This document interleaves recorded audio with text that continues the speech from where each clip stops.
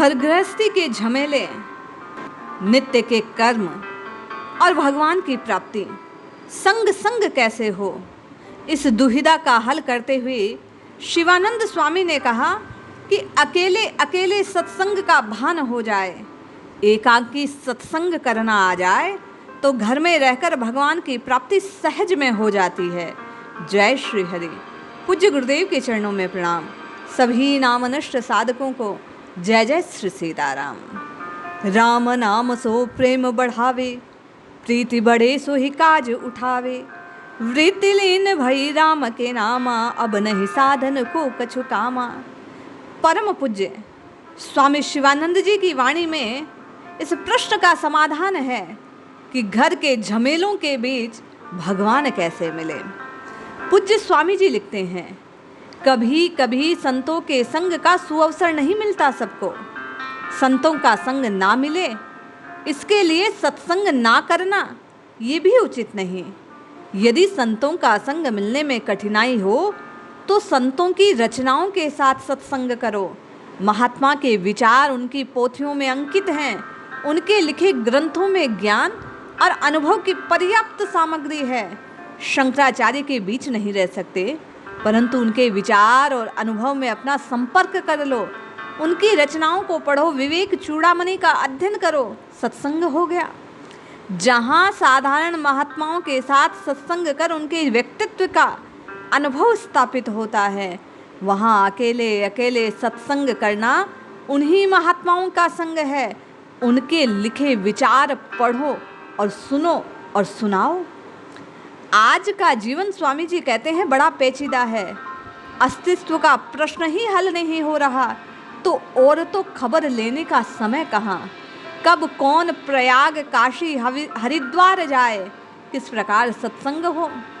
इस दृष्टिकोण से स्वामी जी कहते हैं एकांगी सत्संग, अकेले अकेले के सत्संग की मैं प्रशंसा करने से नहीं चूकता। गृहस्थ साधकों के लिए राम बाण औषधि है ये एकांकी सत्संग। जब समय मिले 1 घंटा 2 घंटा 15 मिनट तुरंत कोई ग्रंथ उठाओ, योग वशिष्ठ विवेक चूड़ामणि का पढ़ना आरंभ कर दो।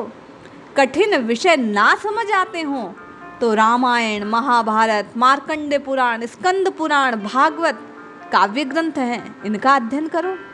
कथात्मक होने से इन ग्रंथों में दिलचस्पी आने लगेगी और भगवान का स्मरण होने लगेगा।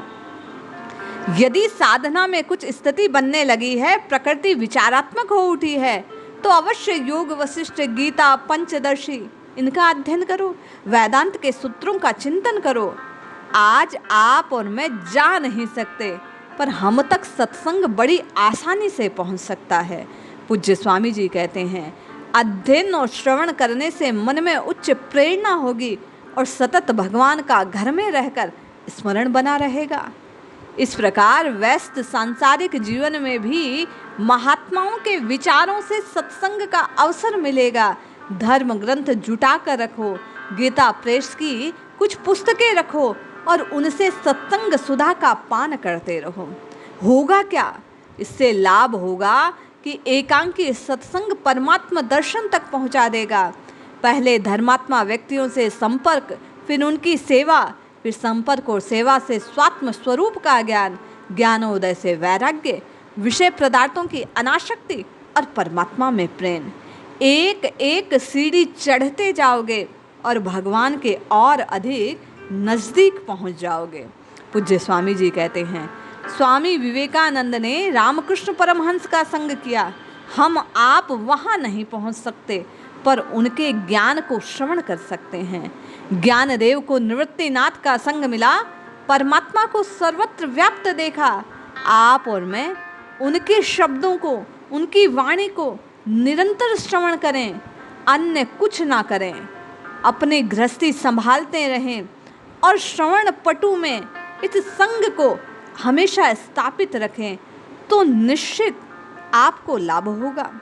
प्राचीन काल में इसी उद्देश्य से विद्यार्थी जीवन में गुरुकुल में प्रवेश होता, पवित्र भाव गुरु के मुख से श्रवण होता, जीवन में वह संग जीवन पर्यंत चलता रहता।